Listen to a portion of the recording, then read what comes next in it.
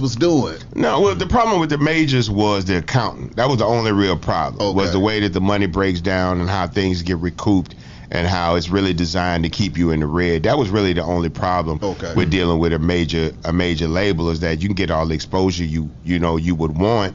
You can get on the scene and do videos and interviews and be on album, magazine covers and all that shit, but it doesn't always add up with money. That's the thing. If it's not making money, it's not making sense. And if you look at UGK's history, this is why the albums were always like 2 or 3 years apart, because we put the album out, be like, where the money? We wouldn't get no money. Be like, fuck y'all. We'd have to go out the street, hustle and make our own money till we felt like really doing music again.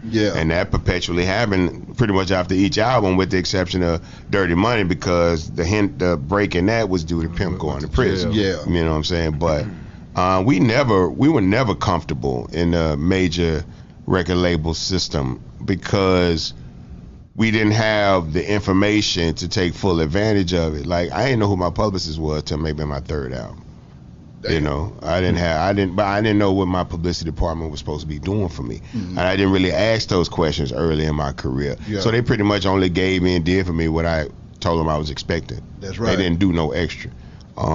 As I got older and understood it a lot better and everything that was available, I could take more advantage of it, to the point where I realized, well, now I don't even need y'all no more. You know what I'm saying? I've already used your marketing department to meet everybody I need to meet. I've used your radio department to learn all the DJs that I need to learn. So once I started taking all that information down, then I was like, well, what do I need them for? I don't need them for this. I don't need them for that. Don't need them for that and that for that. So if I can figure out how to do this, all we need to do is figure out how to do this by ourselves, and we can cut them all the way out. And it took a little while to figure that part out, and that was it. So now we only want partnerships. I don't want to work for nobody. When we realized we didn't want to work for nobody, it took years to get out of a contract to be free. And then once you get free, you don't want to be in that system again. No, and the money's proportional.